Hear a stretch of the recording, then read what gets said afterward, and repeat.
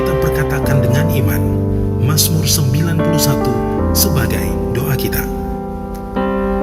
Dalam lindungan Allah, orang yang duduk dalam lindungan yang maha tinggi dan bermalam dalam naungan yang maha kuasa akan berkata kepada Tuhan, tempat perlindunganku dan kubu pertahananku, Allahku yang kupercayai.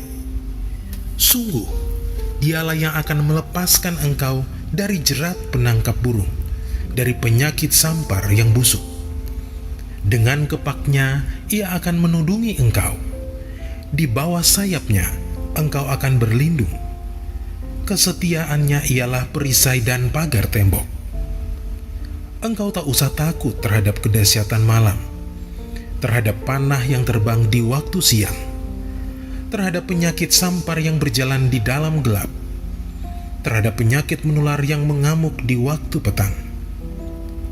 Walau 1000 orang rebah di sisimu dan 10.000 di sebelah kananmu, tetapi itu tidak akan menimpamu. Engkau hanya menontonnya dengan matamu sendiri dan melihat pembalasan terhadap orang-orang fasik. Sebab Tuhan ialah tempat perlindunganmu, yang maha tinggi telah kau buat tempat perteduhanmu. Malapetaka tidak akan menimpa kamu, dan tulah tidak akan mendekat kepada kemahmu. Sebab malaikat-malaikatnya akan diperintahkannya kepadamu untuk menjaga engkau di segala jalanmu. Mereka akan menatang engkau di atas tangannya, supaya kakimu jangan terantuk kepada batu. Singa dan ular tedung akan kau langkahi. Engkau akan menginjak anak singa dan ular naga. Sungguh, hatinya melekat kepadaku, maka aku akan meluputkannya. Aku akan membentenginya, sebab ia mengenal namaku. Bila ia berseru kepadaku, aku akan menjawab. Aku akan menyertai dia dalam kesesakan. Aku akan meluputkannya dan memuliakannya. Dengan panjang umur akan kukenyangkan dia, dan akan kuperlihatkan kepadanya keselamatan daripadaku.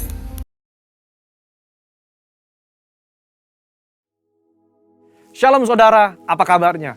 Pasti tetap bersemangat dan bersuka cita senantiasa. Nah, edisi Voice of Pentecost kali ini, kita akan membahas tentang tertanam di gereja lokal. Mungkin saudara pernah mengalami di mana aspirasimu ditolak di gereja lokal, atau pernah merasa dicuekin oleh gembala. Mungkin pernah dikecewakan, dan berujung kita pindah-pindah gereja, mencari tempat yang nyaman untuk beribadah.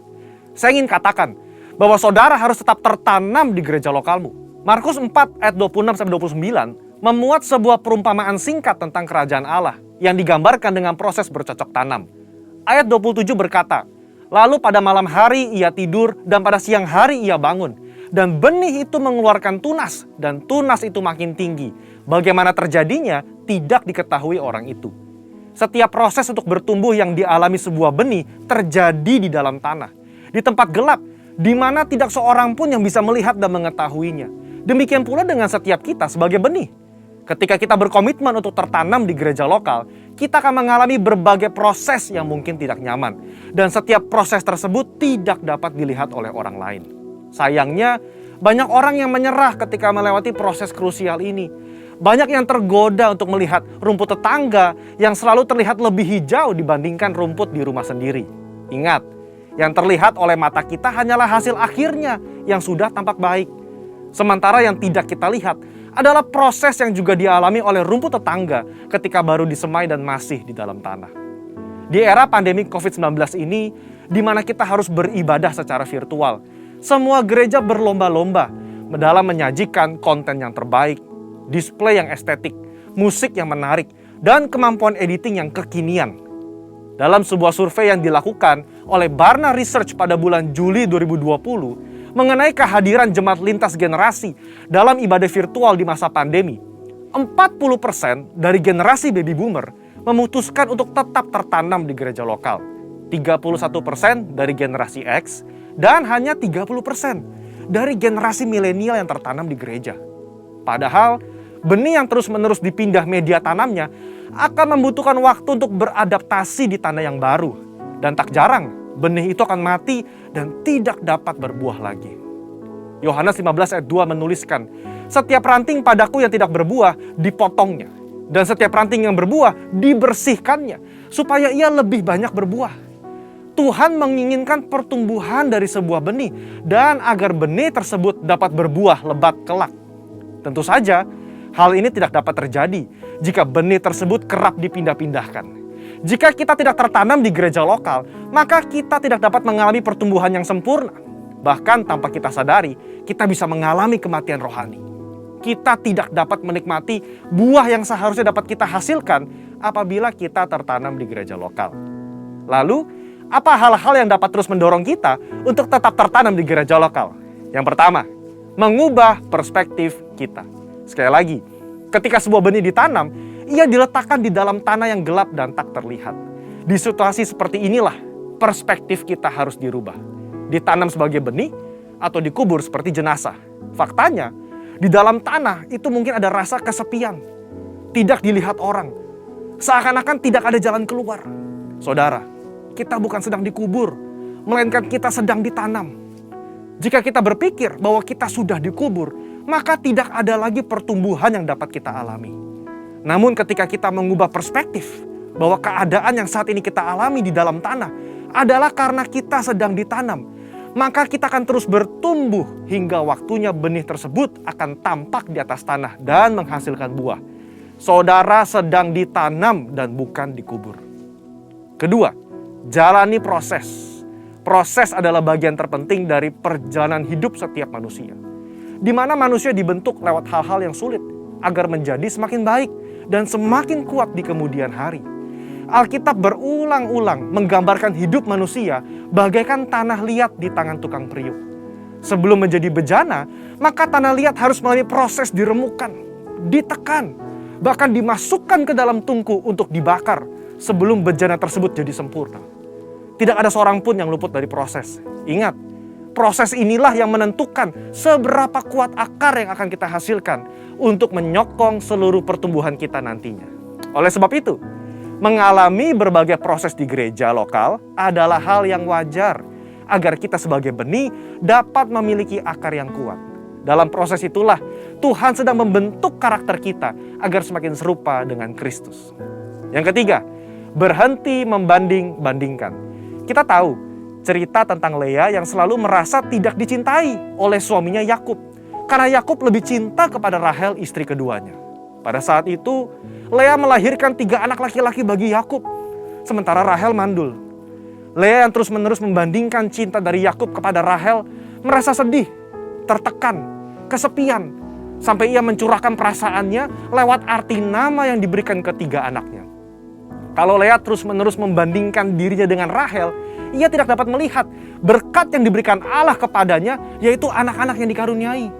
Sama seperti kisah Lea, ketika kita sibuk membanding-bandingkan, kita tidak bisa melihat berkat yang telah Allah sediakan. Dalam konteks ini, ketika kita terus membanding-bandingkan gereja lokal kita, pemimpin kita, rekan sepelayanan kita dengan gereja orang lain, kita tidak dapat melihat berkat dan tujuan yang telah Allah tetapkan ketika ia menempatkan kita di gereja lokal kita saat ini. Keputusan yang paling tepat bagi sebuah benih adalah untuk tetap tertanam di mana ia ditempatkan. Sebagai benih yang ditanam di gereja lokal, mari ubah perspektif kita bahwa kita sedang ditanam dan bukan dikubur. Jalani proses dengan ucapan syukur dan berhenti membanding-bandingkan. Maka pada waktunya kita akan bertumbuh dan berbuah lebat, sehingga buah tersebut dapat kita nikmati dan juga dinikmati oleh orang lain. Untuk penjelasan lebih lengkapnya dari tim teologi kami, silakan buka link yang ada di atas atau scan QR Code yang tersedia. Salam integritas, Tuhan Yesus memberkati.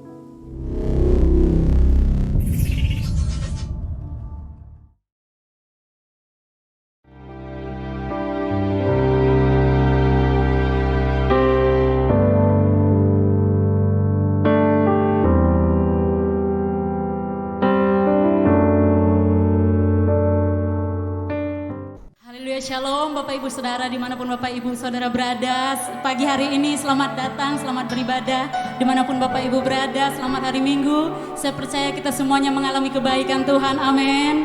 Haleluya, puji Tuhan. Mari kita mulai ibadah kita. Satukan hati kita, kita berdoa. Kami mengucap syukur Tuhan, kalau sampai hari ini kami ada semua karena anugerah-Mu Tuhan. Pagi hari ini kami datang menyembah Engkau Tuhan. Pagi ini kami datang menginginkan Engkau Tuhan. Lebih dari apapun Tuhan, hanya Engkau dan hadirat-Mu yang kami rindukan. Kami buka hati kami persilahkan Roh Kudus melawat setiap kami. Dan kami siap menyembah Engkau Tuhan. Di dalam nama Tuhan Yesus kami berdoa. Haleluya.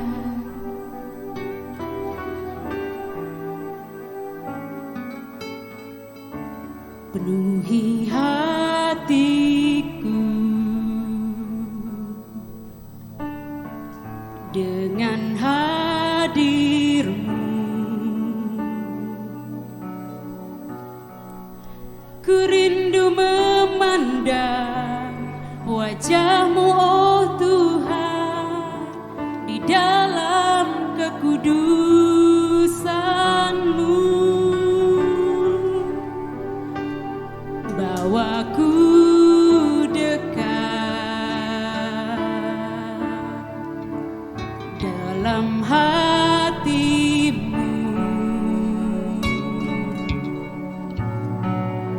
Ku rindu mendengar suara-Mu, oh Tuhan, di tempat kudus-Mu sekarang. Ku rasakan kasih-Mu dan indahnya kekudusan.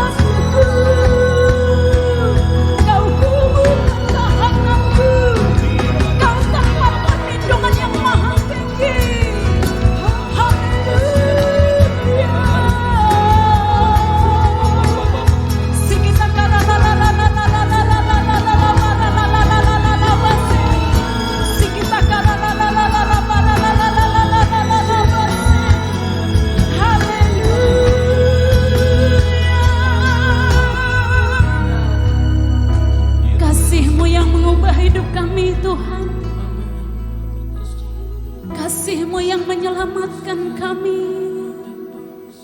Haleluya.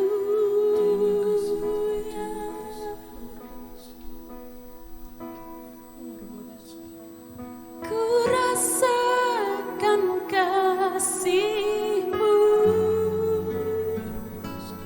dan indahnya kekudusan penuhi kami. Kasih-Mu diam di hadirat-Mu, ku mengangkat tanganku, tanda kami bersyukur.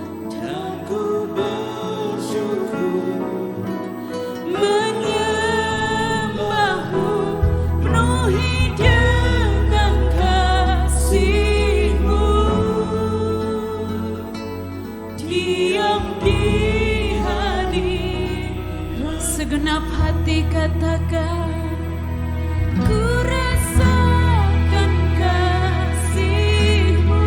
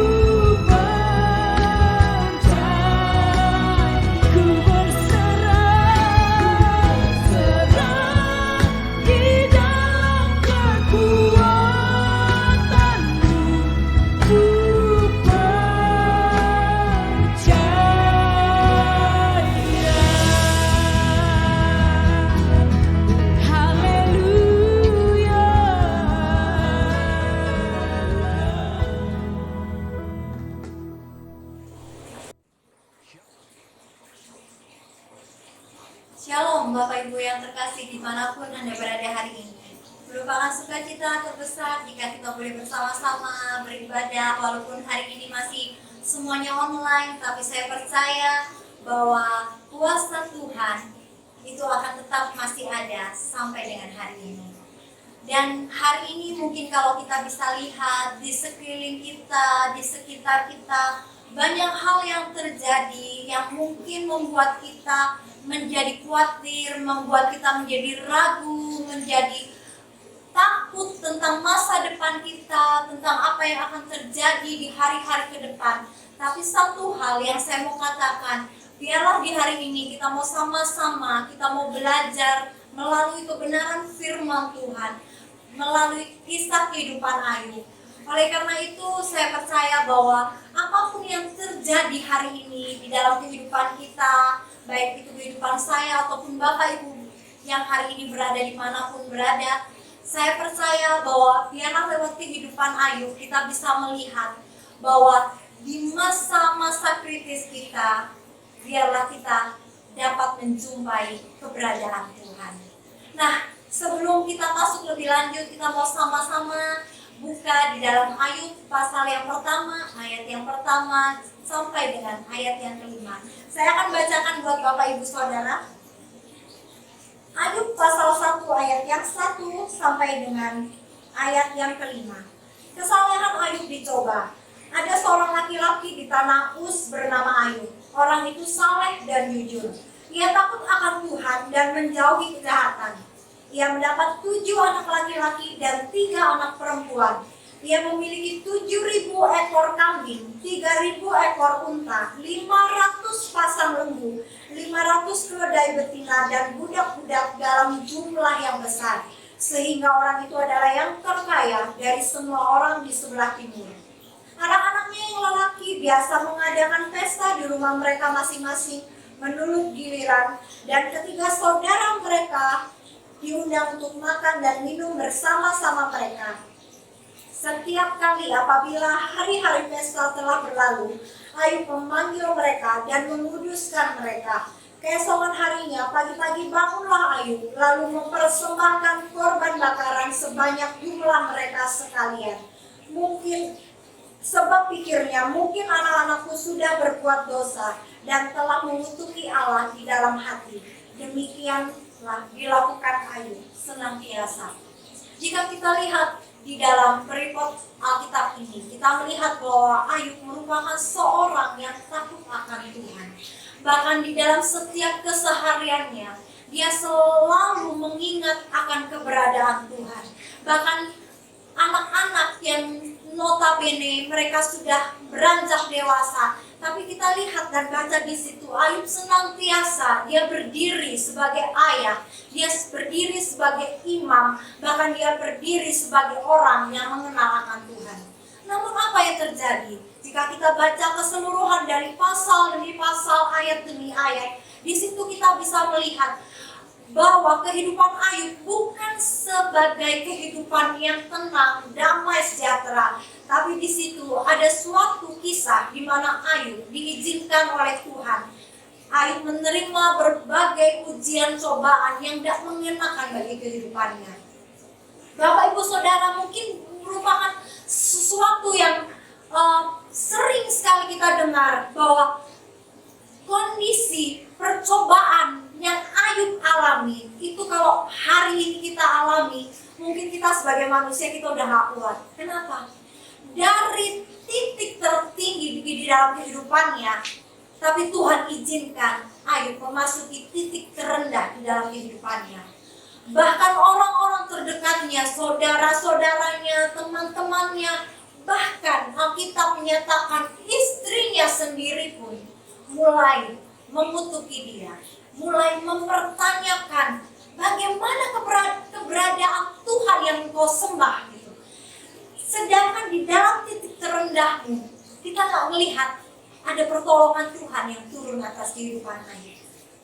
Mungkin hari-hari ini saya nggak tahu secara pasti, mungkin ada Bapak Ibu Saudara yang mengalami titik terendah seperti Ayub. Di masa-masa pandemi, semua orang merasakan imbasnya. dari yang tertinggi, menengah sampai dengan yang di bawah. Tapi satu hal yang saya mau saksikan, yang saya mau ajak untuk kita mau sama-sama, kita mau belajar dari keteladanan kisah hidup Ayub. Mungkin kita mau sama-sama belajar. Yang pertama, Alkitab menyatakan bahwa Ayub adalah orang yang saleh, jujur, dan takut akan Tuhan. Tapi Tuhan izinkan ada masa-masa di mana dia seperti tidak mengalami Tuhan. Ada masa-masa di mana dia seperti tidak memiliki Allah yang memelihara kehidupan. Namun kita juga bisa melihat apa yang bisa kita gali, apa yang bisa kita pelajari dari kehidupan Ayub. Yang pertama, jangan pernah mencurigai Tuhan dalam setiap aspek kehidupan kita. Sekali lagi saya mau katakan, yang pertama, jangan pernah mencurigai Tuhan di dalam setiap aspek kehidupan kita. Kenapa saya bisa bilang seperti itu? Jika mungkin hari ini saya berada di dalam kondisi Ayub, mungkin saya bisa meninggalkan Tuhan. Atau mungkin saya bisa merasa gini, mana nih Tuhan yang saya sembah? Mana Tuhan yang memelihara kehidupan saya? Sedangkan Tuhan mengizinkan seolah-olah berdiam diri terhadap semua apa yang sedang Ayub alami saat itu. Namun satu hal yang saya mau katakan, di masa-masa ketidakenakannya Ayub rasakan, di masa-masa keputusasaannya, Ayub sempat mungkin mencurigai Tuhan. Ayub sempat mempertanyakan Tuhan. Tapi di satu titik kita mau sama-sama belajar bahwa apapun yang menjadi kondisi kita hari ini, apapun yang menjadi permasalahan yang kita hadapi hari ini, percayalah, Tuhan gak pernah membawa kita untuk jauh. Sejauh hari ini yang kita jalani hanya untuk meninggalkan kita. Sama seperti Ayub, Tuhan izinkan Ayub mengalami pencobaan demi pencobaan, sesuatu hal yang gak mengenakan demi mengenakan. Sebab Tuhan tahu bahwa Ayub sanggup untuk lolos dari setiap ujian-ujian iman yang Tuhan berikan atas kehidupannya. Hari ini mungkin kita sedang mempertanyakan kedaulatan Tuhan. Mungkin hari ini kita sedang mempertanyakan pertolongan Tuhan di dalam kehidupan kita. Tapi percayalah, jangan mencurigai Tuhan di dalam setiap aspek kehidupan kita. Mulai belajar berserah sama Tuhan. Mulai belajar ngalir sama Tuhan. Mulai belajar taat tentang semua yang Tuhan beri atas kehidupan kita. Mungkin Bapak Ibu Saudara berkata, gampang untuk ngomong seperti itu. Gampang untuk berbicara seperti itu. Kalau saya boleh sampaikan dan saya boleh menyaksikan kisah kehidupan saya. Banyak hal yang Tuhan sudah izinkan yang boleh ada di dalam kehidupan saya. Tapi satu hal yang saya mau katakan, di dalam setiap pencobaan, di dalam setiap permasalahan yang Tuhan izinkan di dalam kehidupan saya, di situ saya bisa melihat bahwa kedaulatan Tuhan itu berkuasa penuh atas kehidupan saya. Bahkan pertolongan Tuhan itu gak pernah terlambat atas kehidupan saya. Mungkin pada saat saya mengalaminya, saya merasa, kenapa bisa seperti ini? Kenapa Tuhan? Kenapa Tuhan? Itu manusiawi kok. Kita mengalami suatu hal yang gak enak, itu pasti secara manusiawi kita akan berbicara, kenapa ya Tuhan bisa seperti ini? Jangan. Bukankah seperti itu? Namun satu hal yang saya mau katakan, apapun yang terjadi, percaya ada rencana Tuhan yang begitu ajaib, yang akan memproses setiap kehidupan kita, yang akan membuat kita semakin serupa dengan Tuhan. Oleh karena itu, apapun yang menjadi permasalahanmu hari ini, mulai bangkit, Mulai pandang akan Tuhan. Jangan mulai membawa dirimu untuk semakin jauh sama Tuhan. Jangan mulai kamu mengeluh tentang segala sesuatu apa yang terjadi atas hidupmu. Tapi mulai ingat-ingat apa yang Tuhan beri atas kehidupanmu di masa-masa yang lalu. Kalau hari ini kamu merasa kamu sedang mengalami titik terendah, mulai ingat di masa-masa yang lalu Tuhan sudah banyak tolong kamu. Tuhan sudah banyak pemelihara akan kehidupanmu. Hari ini kamu masih bernapas, hari ini Bapak Ibu masih memiliki keluarga yang harmonis, hari ini Bapak Ibu masih diberi kesehatan. Itu merupakan mukjizat, itu merupakan berkat yang luar biasa atas kehidupanmu. Engkau masih melihat anak-anakmu bertumbuh dengan baik, itu merupakan berkat buat hidupmu.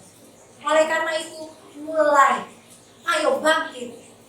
Jangan pernah mencurigai Tuhan di dalam setiap aspek hidupmu.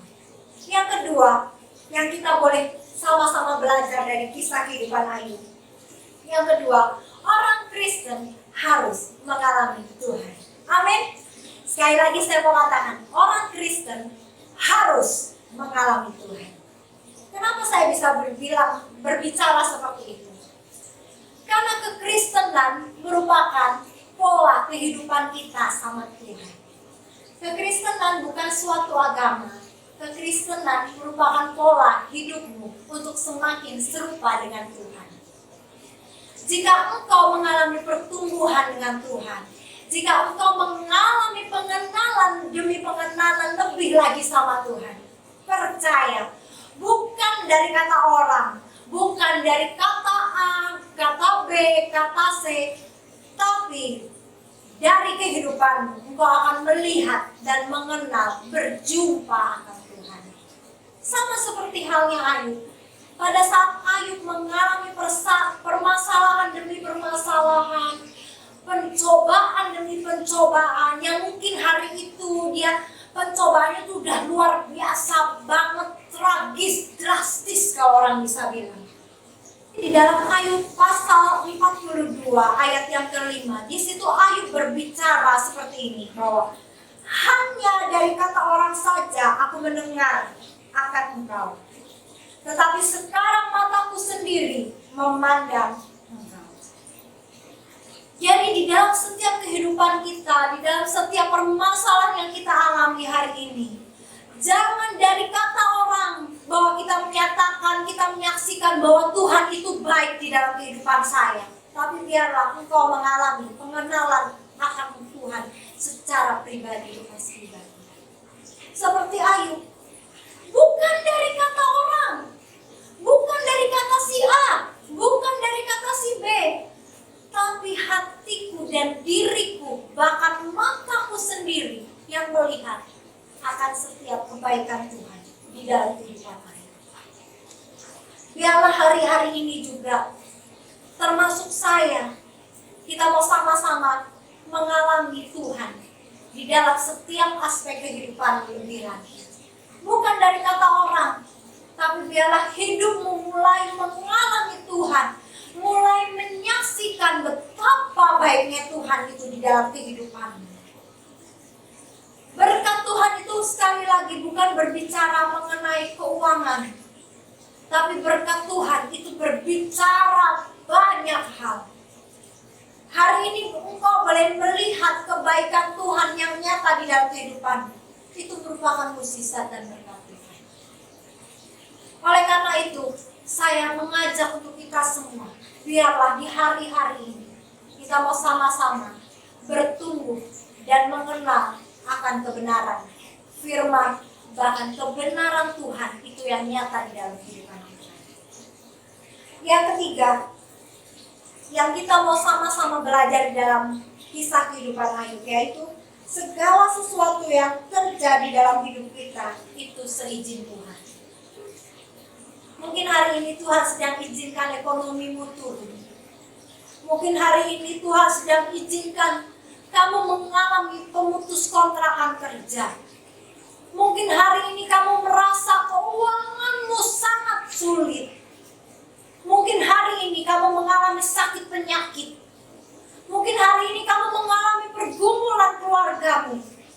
Tapi satu hal yang saya mau katakan, apapun yang terjadi di dalam setiap permasalahan kita, Tuhan turut campur tangan untuk mendatangkan kebaikan bagi setiap orang-orang yang percaya akan Tuhan. Setiap hal yang Tuhan izinkan itu untuk membawa kita semakin mengupgrade diri kita, mengalami pengenalan akan Tuhan dengan lebih dan lebih lagi. Saya percaya bahwa hari-hari ini merupakan hari yang cukup berat. Tapi satu hal yang saya mau katakan lebih dan lebih lagi, ayo mulai bangun hidup kita. Mulai bangun keintiman kita sama Tuhan. Mulai bangun hidupmu sama Tuhan. Mulai datang dekat lagi sama Tuhan. Jika di hari-hari yang lalu engkau merupakan orang yang aktif di dalam segala sesuatu yang menyangkut tentang Tuhan, dan hari ini engkau mengalami suatu permasalahan yang membuat engkau semakin mundur dari Tuhan, saya mau katakan, mulai bangun, mulai bangkit, dan berbalik arah menuju kepada setiap rencana Tuhan di dalam kehidupanmu. Percaya rencana Tuhan di dalam kehidupan kita masing-masing memiliki suatu rancangan dan rencana yang berbeda-beda. Rancangan Tuhan di dalam kehidupan saya, rancangan Tuhan di dalam Bapak Ibu Saudara itu berbeda-beda. Tapi hanya ada satu yang menjadi persamaan, yaitu rancangan yang membawa kepada damai sejahtera. Rancangan yang membawa untuk kita semakin mengenal, bahkan kita semakin serupa dengan Tuhan. Biarlah hari ini melalui setiap firman yang boleh dibagikan, melalui kisah kehidupan Ayub, kita boleh sama-sama mengupgrade diri kita.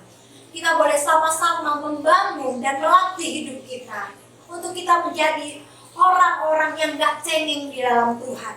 Orang-orang yang gak mudah mengeluh di dalam Tuhan. Tapi kita menjadi orang-orang yang kuat, yang militan di dalam Tuhan. Sehingga setiap titik terendah kita, di dalam setiap permasalahan kita, kita boleh menjumpai Tuhan di dalam hidup kita. Mari kita mau sama-sama berdoa. Terima kasih ya Tuhan untuk kebenaran firman-Mu hari ini. Kami percaya Tuhan melalui segala permasalahan yang Tuhan izinkan hari-hari ini. Kami percaya ada suatu hal, rancangan-rencana Tuhan yang terbaik di dalam kehidupan kami. Dan hari ini Tuhan kami berdoa untuk setiap anak-anak-Mu yang hari ini berada dimanapun Tuhan. Aku berdoa biarlah kekuatan penghiburan yang daripada Tuhan senantiasa turun di dalam setiap kehidupan anak-anak-Mu. Aku percaya Tuhan bahwa tangan Tuhan yang selalu memegang kami dan gak pernah melepaskan kami sedetik pun Tuhan. Dan biarlah melalui kebenaran firman-Mu hari ini Tuhan, kami boleh sama-sama memandang akan setiap kuasa Tuhan, kasih Tuhan yang besar di dalam kehidupan kami Tuhan. Terima kasih ya Tuhan, terima kasih ya Tuhan. Dan kami sama-sama sambut kebenaran firman-Mu ini dengan berkat yang terbaik. Sama-sama katakan, amin. Terima kasih, selamat hari Minggu dan Tuhan Yesus memberkati Bapak.